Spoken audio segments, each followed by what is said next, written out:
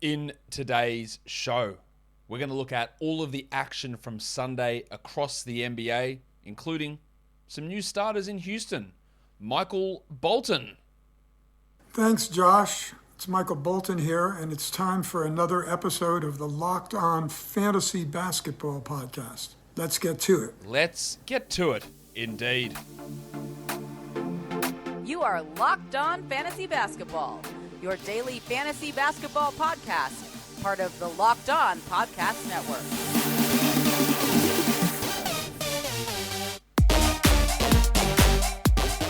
Hello and welcome to the Locked On Fantasy Basketball Podcast, brought to you by Basketball Monster. My name is Josh Lloyd and I am the lead fantasy analyst at basketballmonster.com and at Yahoo Sports Australia. And you can find me on Twitter, as always, at redrock_bball and on Instagram at Locked On Fantasy Basketball. Thank you for making Locked On Fantasy Basketball your first listen every day. We are free and available on all platforms. About the 20th time you've heard from me today through regular shows and what to watch fors and live streams. There was a Caris LeVert trade. So I did a whole show breaking down what I thought about that. I'll talk a little bit more about that in today's show as well. In fact, let's flick it straight over here. That is the number one thing, of course, the LeVert deal. I'll talk about that more when we get to the Pacers and the Cavs played each other today, unbelievably. We'll talk a little bit more about things that we saw in that game, but there is more of a breakdown in that video that I did earlier today. The other bit of news that I think is really interesting at the moment is that it went a bit under the radar. Larry Nance Jr., according to Chauncey Billups, has suffered a setback in his knee injury. They've never really detailed what the knee injury was. Apparently it's a bone bruise in the knee, but that has never been mentioned explicitly by the Blazers. It's very worrisome. He's had problems with his knees for years. Now on the verge of returning, he's had another setback. So I'm going to say he won't play until the trade deadline. And while he was set to be a winner from the Norman Powell, Robert Covington trade, if he's not going to play, he's clearly not a winner. I don't know if he gets dealt or not. He was not really a 12-team league guy. Well, he wasn't a 12-team league guy before the injury. He was sort of floating on the border. Really hasn't been able to establish himself all season. And now another knee setback. I think if you did add him, it was the right move. But now if there's a knee setback here and other players appear through this week leading up to the deadline and you need to move on, I think by all means, just with the worry with that knee. This is another thing that sort of flew under the radar. Justin Holiday is unvaccinated. It just never got reported. But he is. And that's worth noting because in fantasy playoffs, the Pacers play a game in Toronto. So he won't be able to play in that game. Just remember that when looking at playoff schedule that he will have one fewer game. Yeah, that was never really mentioned when all of the news of guys like Isaac and Irving and Wiggins and Beal all came out at the start of the season. Yeah, Ben Simmons, another guy. Simmons and Beal have gotten vaccinated. Kyrie is talking some bullshit like, magically, I think in the next couple of days, something might change and enable me to play home games, and being cryptic about him, bribing the city or talking to the city or convincing the city or, I don't know. Kyrie, if you want to play home games, get vaccinated. I think that's the simple solution if you want to do it. But Justin Holiday was never mentioned. Trey Burke was bloody mentioned a lot. Holiday wasn't. So just something to note there. Talk about interesting quotes in Brooklyn. I just spoke about Kyrie and his chats and just some of the wording of stuff regarding James Harden. Is James Harden going to be traded according to Steve Nash? Is he going to be traded? No. All right. Cool. And then, talking to Kyrie about James Harden, he goes, in the few conversations we had, dude, few conversations? You never talked to James? At all? What's going on with this team? Just the wording of that stuff. Kyrie can be very deliberate with his word choices. And just saying things like, in the few conversations we've had. Surely you're having more than a few conversations with the key piece on your team, along with yourself and KD, in winning a championship. You've had just a couple of conversations, just a few.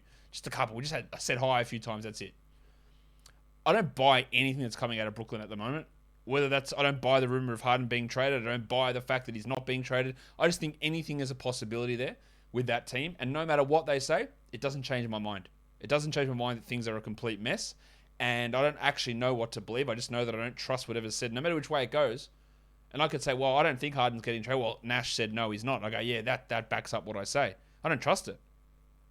Kyrie can be like, I've had a few conversations and I don't know what's going to happen. And then that could make me think, yeah, he's getting traded. I still don't trust it. I don't trust anything that's going on in Brooklyn. It just feels like an absolute mess at the moment. And it's reflecting on the court, isn't it? Let's go to the first game. Sixers Bulls.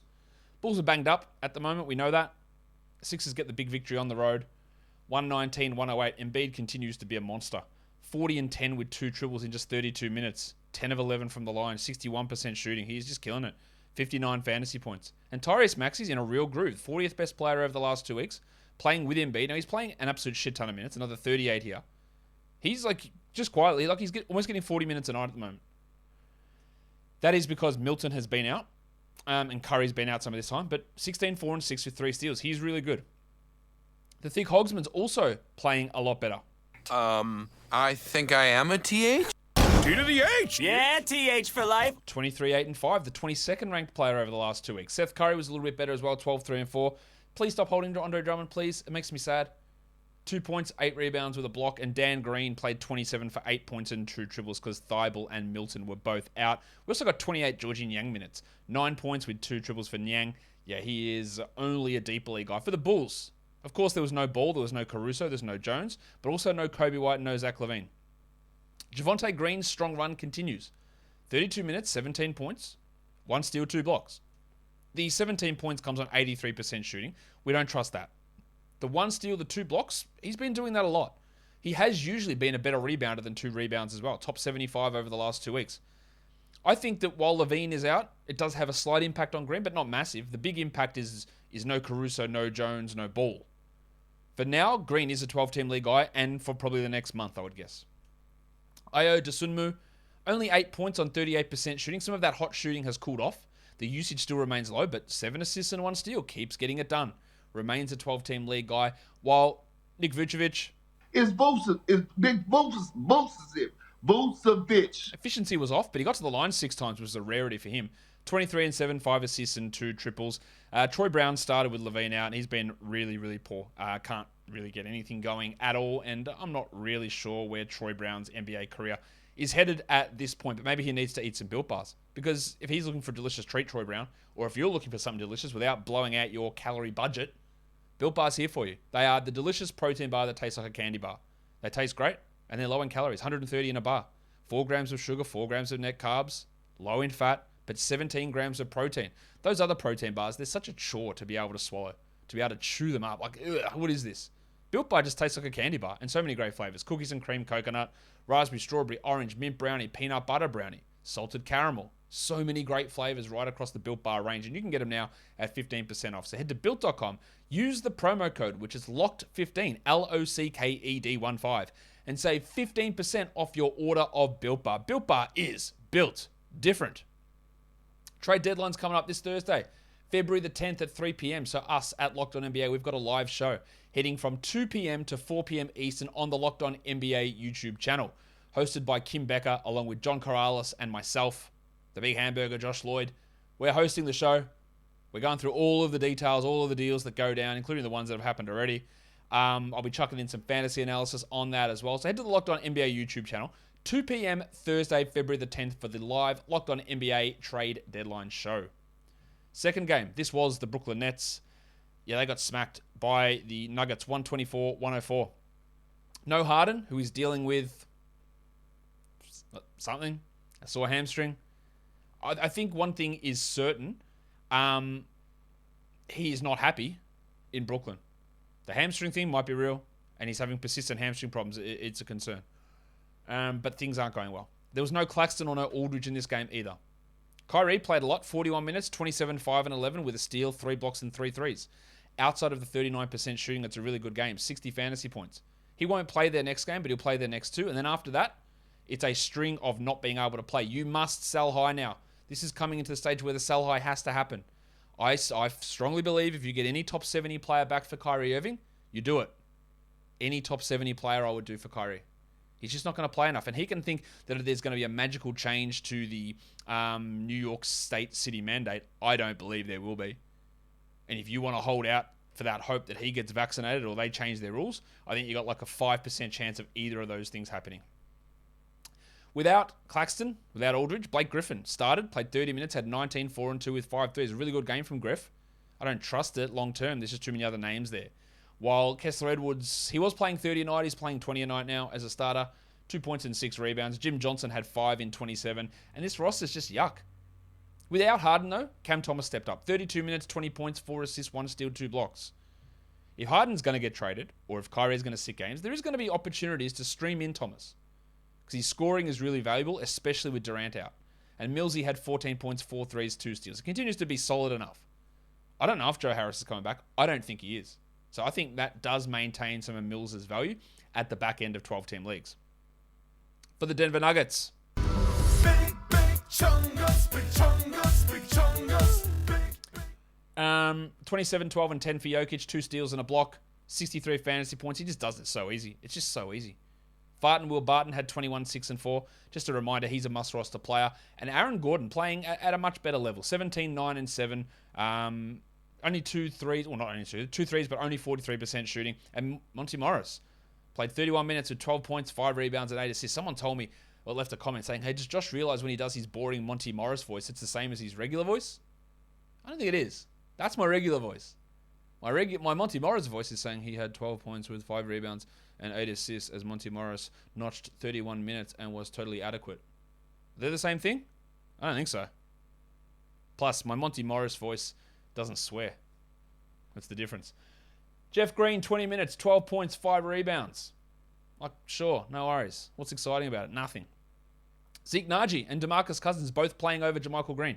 Naji's a name to watch. 20 minutes, 10 points, 2 threes. It's only going to impact deeper leagues, but 16-teamers, I don't mind taking a flyer there. While the big stiffy Bones Highland is playing over Facu. 17 minutes for Bones, 2 for Facu, just garbage time. Now, Bones is a long way away from 12 or 14-team league, maybe not even 16-team. But he is in the rotation and he has pushed ahead of Facu. And Austin Rivers is dealing with a hip issue, which led to him exiting this game early, which obviously helps the value there of the big stiffy. Third game. Pistons, Wolves. I don't remember if I said this on the podcast, but I'm going to say it now. Well, the Wolves win 118-105. And this is obviously tongue-in-cheek, but it's sort of not. Is Jeremy Grant, is he tanking so that a good team doesn't trade for him because he wants to play for a bad team so that he can jack up shots? Because he has been absolutely shithouse since returning from injury. Like, I know he was bad beforehand, but he at least did things at a little bit more volume. 10 points, 32 minutes, 27% shooting. Since returning, Jeremy Grant is the 233rd ranked player. He has been actually atrocious. Don't drop him, but it's been annoying. No Cade Cunningham. So Hamidou Diallo started 11 and 6 with 2 steals. This is totally fine.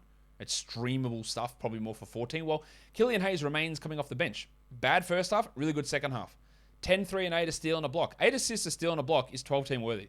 I don't have any faith in that being a regular thing from him, but just watch. He did play pretty well. Well, Corey Joseph, when are we going to get away from 28 Corey Joseph minutes? 15, 2, and 4 a steal, and 2 blocks with 3 threes. Now, there's something that doesn't make sense with this team. They bring in Kelly Olynyk to help with their spacing, to play minutes, and he played really well. And now he's playing 14 minutes because they've decided, finally, to bump Isaiah Stewart's minutes and play Trey Lyles. Yeah, there was a time when they had no centers and Stewart was the only guy there and he played 24 minutes a night. Casey wouldn't trust him. Now, I wouldn't say he's playing particularly better, but he's getting 33 a night. 5 and 12 with 4 blocks. The 4 blocks are nice, but 29% shooting is pretty bad. I think that given the minutes are back over 30 almost every game for Stewart, again, I don't know how, he's worth a 12-team ad. As for Olynyk, if the deadline wasn't coming up, I would say, Jack, what do you reckon? But because the deadline is coming up, and because I don't trust Casey at all, Casey has an affinity for terrible players. That's why someone like Trey Lyles plays over Kelly Olynyk. I would hold until the deadline, but it is trending in the wrong direction. 3 points in 14 minutes for Kelly. Well, other thing we have to remember with Kelly, he is not that good, right? He had that little stretch at the end of last season where he was dominating for fantasy on a Rockets team that did not give a shit. He is a fine, solid sort of player, but he is not a guy where, oh my God, this is an egregious crime against humanity that Kelly Olynyk's not playing 30 minutes a night. What is Dwayne Casey doing? Kelly Olynyk's fine. He's a solid player. He probably should play 24 minutes a night on this team. He is definitely, in my mind, a better player than Trey Lyles. And probably, if we're basing it on current value, he's a better player than Isaiah Stewart. But if I'm going to harp about not playing Corey Joseph and you should play Killian Hayes, then you should play Isaiah Stewart. My confusion with Stewart is, why didn't you do it for the first 50 games of this year? So I don't have a problem with Olynyk playing fewer minutes than Stewart. Yeah, that's the way forward. But Olynyk's shooting, realistically, should be getting him more minutes than this, and that's what he was brought in for. So it is a little bit confusing to see the minutes like this. I would hold until the deadline. Frank Jackson had 9 points in 24 minutes. He can have 17 points or 20 points really, really easy. Okay, he can obviously do that. but he offers so little else that you need consistently high usage and high shooting for him to be relevant. And I just don't think that's a realistic expectation for him. On to the Wolves. D'Angelo Russell returned. He was great, 22, 5, and 8 with only 39% shooting, but still good. And then with him back, Jalen Noel. Man, they've just cut him. What's going on here? Not cut him from the roster, cut him out of the rotation. 7 minutes. He thought he was playing well. Jordan McLaughlin played 16. Malik Beasley played 22 and scored 20 points with 9 rebounds and 5 threes. I wouldn't buy into that for Beasley for shallow leagues. Goose had 17 points, 5 assists, and 2 steals, Anthony Edwards. And Towns had 24 and 12. Torian Prince, who'd been dominating without Russell, played 2 minutes before leaving with an ankle injury. If you did stream him in, you can see him later in 12 and 14 and probably 16 team leagues. I think that little run might be over. Do not drop Jared Vanderbilt bar. Yes, he had 2 points in 26 minutes. Yes, he had 11.5 fantasy points. Both of those things are bad. But it's one game. He's still top 80 over the last 2 weeks, including this game. He's a must roster, as is Pat Beverly, 10 and 6 with a steal and 1-3 in his 30 minutes. The Super Bowl. We are basically right there. And BetOnline is here with more props, more odds, more lines, more contests than ever before. BetOnline.net remains the best spot for all of your sports scores, podcasts, and news this season. And it's not just football. BetOnline has up-to-the-minute info on pro and college hoops, NHL, boxing, UFC, along with live real-time updates on current games. Don't wait to take advantage of all the new amazing offers available for the 2022 season. BetOnline is where the game starts. Let's go on to the next game. Hawks, Mavericks, very low scoring game. Very low scoring. 103 Dallas wins it, 94 Atlanta. The Baptist, Johnny Collins, 22 and 18, 35 minutes. Really big game from John, 48 fantasy points. And Trae Young had 17, 2 and 11. Rough shooting, but good game nonetheless. And the rest is just a mess. Clint Capella started and played 20 minutes. He had 8 and 9 with a block. Okongwu closed the game, and then Capella came in with 3 minutes left. Came in for about 30 seconds and then left. I don't know what's going on with him. It has to be a residual injury of some sort. I'm holding for now, but it is really trending fast in the wrong direction. As for Okongwu, despite Capella playing 20 minutes, he played 16. He had 4 points. 3 steals and 2 blocks is great, but I find it hard to look at a bloke playing 16 minutes on a night where Capella's struggling and go, he's a must roster 12. 14, he probably is. And he's playing well every night, but the minutes always seem capped. And the wing rotation. DeAndre Hunter, 14 and 6. On the surface, it's fine, but no steals, no blocks, no threes, and bad field goal percentage. He remains outside the top. Fill in the gap. Where do you reckon it is? Outside the top 230 for the season. And even though he's got a solid role, he's not a good fantasy player for categories. He just isn't. And if you don't want to hold him, I wouldn't be. I'll see you later. Bogdanovic had been playing well, and then he didn't. 5 points in 23 minutes with 6 rebounds on 20%. And Kevin Huerter, he got the extra minutes and did nothing with them. 11, 1, and 2. What I've been saying for quite a while is that Hunter, Huerter, and Bogdanovic, they're all going to sort of eat into each other's playing time. Remember, Lou Williams didn't even play in this game. But I think it's going to make them all, at best, fringe sort of guys. I would prioritize Bogdanovic, then Hunter, then Huerter. But it's going to be up and down. And it's not going to be one guy really solidly smacking in at top 100 numbers consistently. It's going to be back and forward, back and forward. The Italian cock had 11 points in 25 minutes. He actually closed this game at center with a block. Now, some of that, he had a block as well. Some of that is due to the small lineup that the Mavericks were running. But it is important to note. For the Mavs, no Porzingis, no Kleber. Reggie Bullock, another big game. 22 and 9, 2 steals, 6 triples. I think you've got to add him. I don't expect him to play at this level, but this is the sort of shooter that he was in New York. He just has been atrocious for most of the season in Dallas. Brunson had 22, 5 and 5 with 4 threes. Well, Doncic played only 28 minutes. Why? Because he had foul trouble. In fact, he got his 5th foul with about 1 minute or 1 minute gone in the third quarter. So he played like the entire second half with 5 fouls. Now, he ended with 5 fouls. He had 18, 10, and 11 and shot 35% only. But on a night where he plays under 28 minutes, it's still a pretty good return. 49 fantasy points as well. With Porzingis and Kleber out, we got 36 Dwight Powell minutes. He had 12 and 7 with 2 blocks, some stream value there. And we got 42 minutes for Finney Smith. He didn't do much. 11 points with 3 threes, a steal, and a block. 25% shooting is obviously shitful. He's a 14-team league sort of a player. Marquise Chris couldn't step it up. He only played the 12 minutes there. He had some good numbers, but not in this one. Josh Green continues to interest me. 23 minutes, 9 points, but 6 boards, 3 steals, and a block. Only 30% shooting, but he had 28 fantasy points. He's starting to put together an interesting sort of resume for deeper formats. He's not going to knock into 12 teams at all. But over the last 2 weeks, he's 221st. But that's an improvement from 364th over the course of the season. The Pacers and the Cavs. All right. Weird that they're playing each other and they just consummated a trade. For the Pacers, LeVert's not here, obviously, and Rubio's not playing for him, so we get an idea of what's happening. The problem I have with this team is trying to figure it out. Is Brogdon didn't play, Isaiah Jackson didn't play, Miles Turner didn't play, and they could make 3 more trades this week. Chris Duarte played 36 minutes, one of his better games. You would hope, with no one else really out there. 22, 5, and 2 with a steal and a block. But if Brogdon comes back, does he just go back into his shell? Dwayne Washington was a guy that I spoke about on the trade show from LeVert. 31 minutes coming off the bench, 17, 2, and 2. I think he's a solid 14-team stream ad, but again, who knows what goes on? Brogdon could come back. Warren could come back. Neither of them could come back. Sabonis could get traded. There's a lot that's up in the air. As for Sabonis, you'll see that he returned to action out of COVID protocols and played 26 minutes. The reason is he had 3 early fouls, 3 fouls in like the first quarter. Didn't play at all in the second quarter, and 9-11 with 4 assists. Not a particularly good line, but he could be traded too. Kiefer Sykes started, had 7 and 5 in 25 minutes. I would prefer Washington to Sykes. While the Red Rooster, guys, it's what we talked about on the waiver wire show. Like, get some players back. I don't think he's going to play. He played 12 minutes, and that's without Turner, Brogdon, or Isaiah Jackson. If you added him in 12-team leagues, thanks for your service for 2 games. I'll see you next time. They haven't prioritized him on the wing at all. Now, you could say, yeah, he should play over Lance Stevenson, or he should play over Brissett, or he should play over Kiefer Sykes or Torrey Craig or whatever. That's fine, but he doesn't. He's not an elite level prospect. He filled in and did well in that time, and I think we move on. I don't think that, they're going to trade away blokes. Like, Sabonis isn't going so they can start Terry Taylor at center. There might be a couple of stretches where he has some decent numbers, but for now, thanks but no thanks. He's not a guy that, long story short, I wouldn't stash him through the deadline.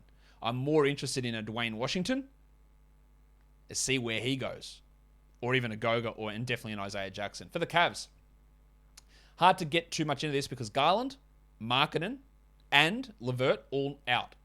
And they're big impact players. It's great. Chetty Osman had 22, 4, and 5. Rondo played 32 minutes and had 15, 5, and 12. But remember, the other games without Garland, Rondo's been dreadful. So this doesn't tell me. And they're playing against an absolutely piecemeal team against the Pacers. Kevin Love played 32 minutes, 19, 7, and 5 with 2 steals and 4 threes. Everything that I said earlier today still holds. Osman loses value, Rondo loses value, Love loses value.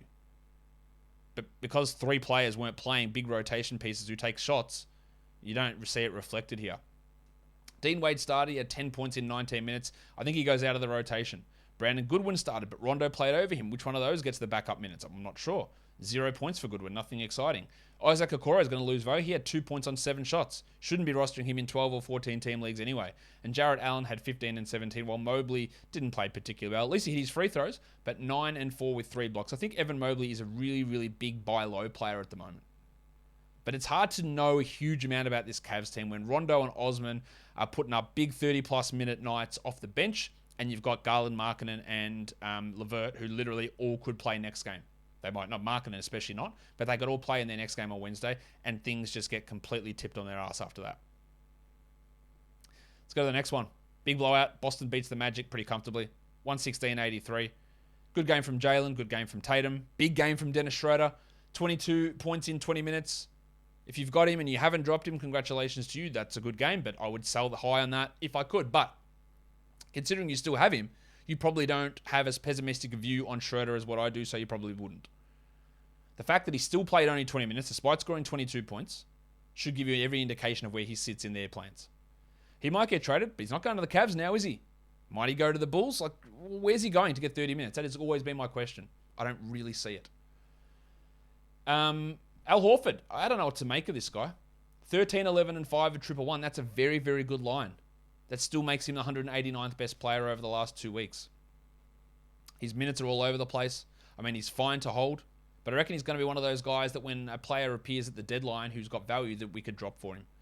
Tatum had 15, 9, and 7, didn't shoot well, while Marcus Smart was pretty bad in this game. 25 points. No, he didn't. I wish. 25 minutes, 3 points, 8 rebounds, a steal, and a block.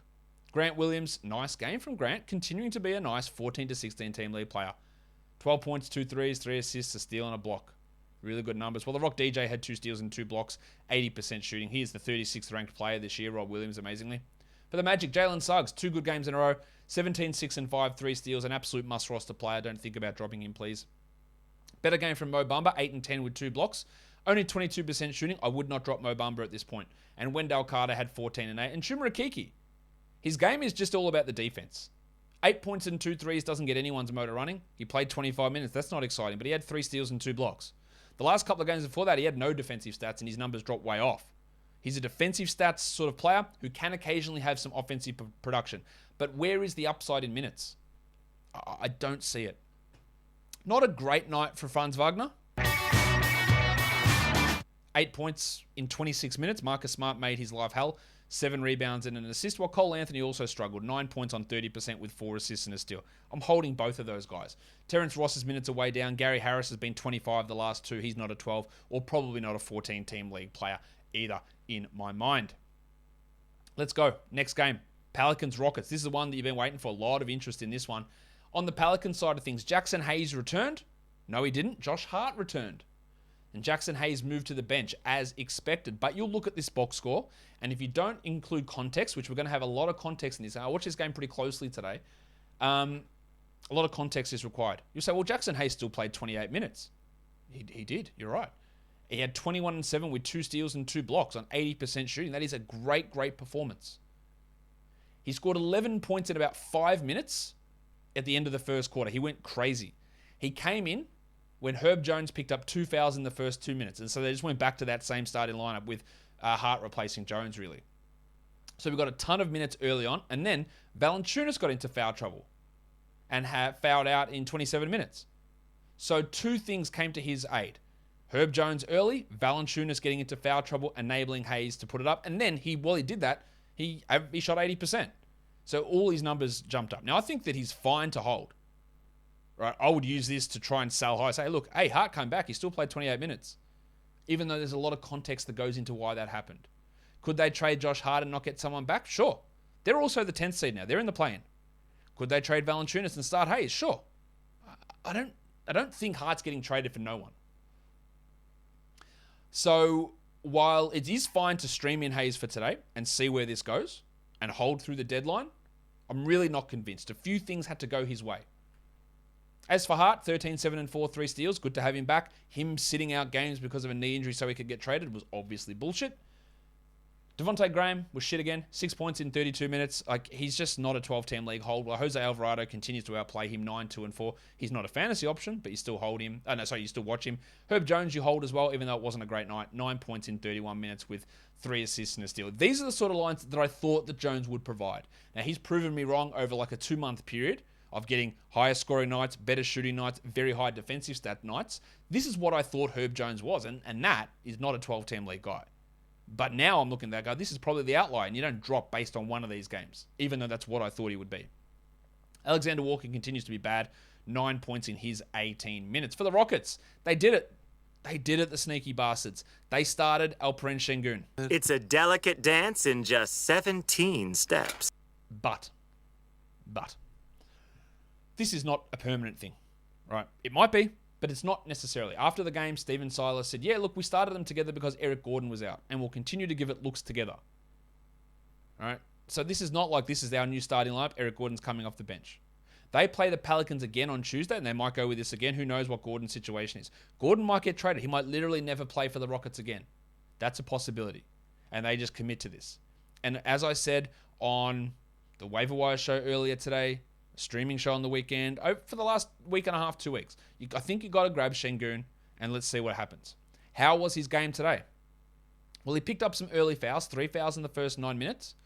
And people might look at this and I've already had an argument / discussion with someone about this on Reddit. They say, oh, look at his mate, 3 fouls in 9 minutes, and Jaxson Hayes killed him. Every one of Hayes' points in that first quarter came when Sengun was on the bench. So just be really careful about reading narratives that aren't true. Yes, he did pick up fouls, but they played him through a lot of his fouls, and he ended with 25 minutes. The usage was low. Really low usage. 33% shooting is not good. 6 rebounds, 4 assists, 1 steal, 2 blocks is really, really good. Really good. It's not the greatest line in the world. It's just a tribute. But the bones of it are there. That's 27 fantasy points. If he gets, now his last 4 games, 25, 29, 25 minutes. 1 start, 2 bench games. Get 25 minutes a night, my guy. Very happy with you on a 12-team roster. If you added him, please don't be disappointed in this. You've got to monitor your expectations. He's not going to blow through the roof and be the best player in the world. There'll be low usage nights. There'll be poor efficiency nights. There'll be foul trouble nights. There'll be ups and downs. But you got to stick with him for now. Even if he moves to the bench next game, you got to stick with him, I think. The Crucifix had 22 and 8, Christian Wood, while Jalen Green got a few late points for 18 points, 4 assists, 2 steals, and Gary Bird had 18 with 5 triples. Gary Matthews is an interesting 12-team streamer for threes while Gordon is out, but I don't think he's a must-roster guy. The wild thing, Jay Sean Tate. Even the wild thing's gone well. I can't do much about that. 15 points with 2 threes and 2 blocks. He was solid enough to be a 12-team league guy. I'm not convinced that he's must-roster as we move forward, but he's fine there. While KJ Martin, with the fact that they're playing Sengun more at the 4 next to Wood, or combining those two, that limits Martin's minutes. Now, one thing you need to be very, very careful of with every player is that when you look on their positions on a fantasy provider, that is not the position they play. KJ Martin's listed as a small forward. He basically never plays there. He is almost a forward exclusively. So there are a lot of people, hey, if Eric Gordon goes, does that mean they fire up KJ Martin? He's not really a 3. If they do something with Kevin Porter, Kevin Porter's out. Does that help KJ Martin? Martin is nearly a 4 exclusively. Now, they can play Tate more at the 3 when Gordon goes and get Martin more minutes there. But the emergence of the Sengun-Wood pairing, I think, hurts Martin. He's still someone to watch, but it hurts his breakout potential. Shit game from Kevin Porter, 8 points in 32 minutes.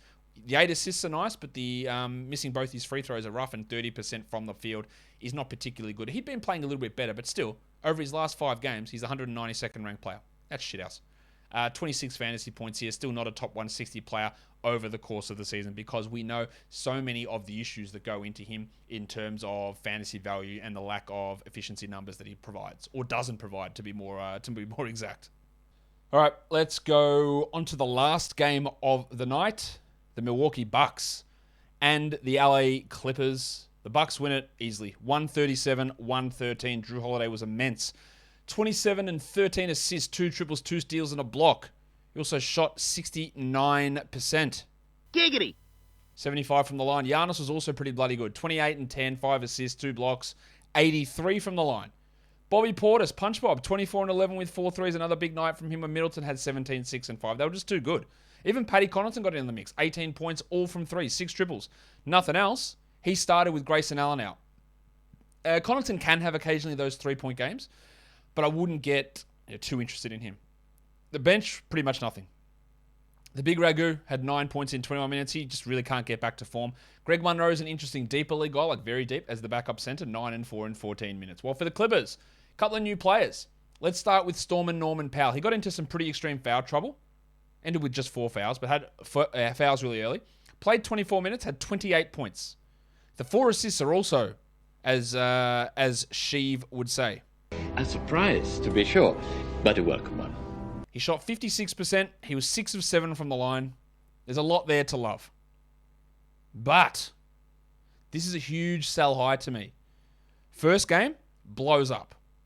All right, blows up. Has a usage of 36%. Goes 6 of 7 from the line.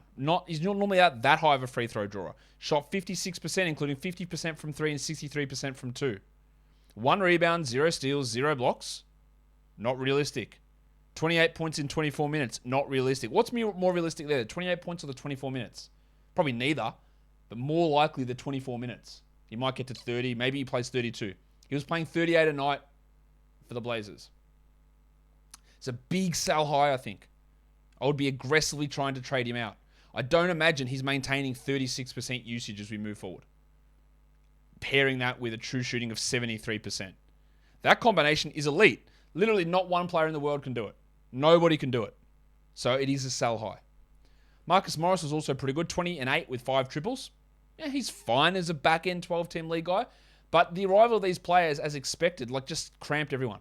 10 points in 25 minutes for Reggie Jackson. 5 points in 22 for Luke Kennard. I'm sorry, Jack Armstrong. What should we do? Get that garbage out of here! 2 and 4 in 16 minutes for Nick Batum. Get that garbage out of here! 6, 7, and 5 for Terrence Mann. Get that garbage out of here! 10 and 5 in 19 minutes for Ivica Zubats. Get that garbage out of here! 0 points in 8 minutes for Isaiah Hartenstein. Get that garbage out of here! 7 and 7 in 19 minutes for Serge Ibaka. Get that garbage out of here! Very hard to hold any of those guys. I would hold Covington for a little bit, but he played 23 minutes. 13 points, 3 threes, and a steal. Hold for now, but the 32, 33 he was getting, it's unlikely to continue. We had an 11-man rotation again, with Hartenstein on the way out for some reason. And it's just going to be lots of ups and downs and mishmashes of roles, I think. I could be wrong on that, but I wouldn't feel bad about dropping Coffey or Kennard or Batum or Hartenstein or Ibaka or Mann, maybe even Zubats. Yeah, and I think Powell's a bit of a sell high. I think it's going to be a messy situation, despite that big night from Norm Powell. It's something to watch, though, for sure. It's going to be one of the most interesting things to watch unfold over the next couple of weeks or whatever it is. Let's look at the lines of the night. Joel Embiid gets you monstrous. The waiver wire goes to the Discman, C.D. Osman. The young gun is Tyrese Maxey, and the dud of the night is Kelly Olynyk, who'd be absolutely Jack Armstrong, but I'd just hold through the deadline, I think. Top 10 performances for category leagues today. Joel Embiid, Nikola Jokic, Drew Holiday, DeMar DeRozan, Brandon Ingram, Giannis Antetokounmpo, Bobby Portis, Kyrie Irving, Reggie Bullock, and Karl Anthony Towns. Your top 10 performers under 50% rostered. Osman at number 1, I don't buy it. Corey Joseph, 14 teams maybe. Rajon Rondo, do not buy it. Jaden McDaniels, not really interested. Pat Connaughton's a fluke. Killian Hayes is a streamer. Blake Griffin required 2 centers to be out to do this. Not interested. Malik Beasley, not interested. Gary Bird, Garrison Matthews, maybe he's a streamer, but I don't love it as a long-term thing. Then Grant Williams is a 14-team league guy. In terms of your top 10 producers in points leagues, DeRozan, Jokic, Ingram, Irving, Drew Holiday, Joel Embiid, Giannis Antetokounmpo, Doncic, Johnny Collins, and Toby Harris. And that'll do it for me today. Don't forget to follow this podcast on Apple Podcasts, Google Podcasts, Stitcher, Spotify, and on the Odyssey app. If you are here on YouTube, give us a thumbs up. Leave your comments down below, guys. We are done here. Thank you so much for listening, everyone. See ya.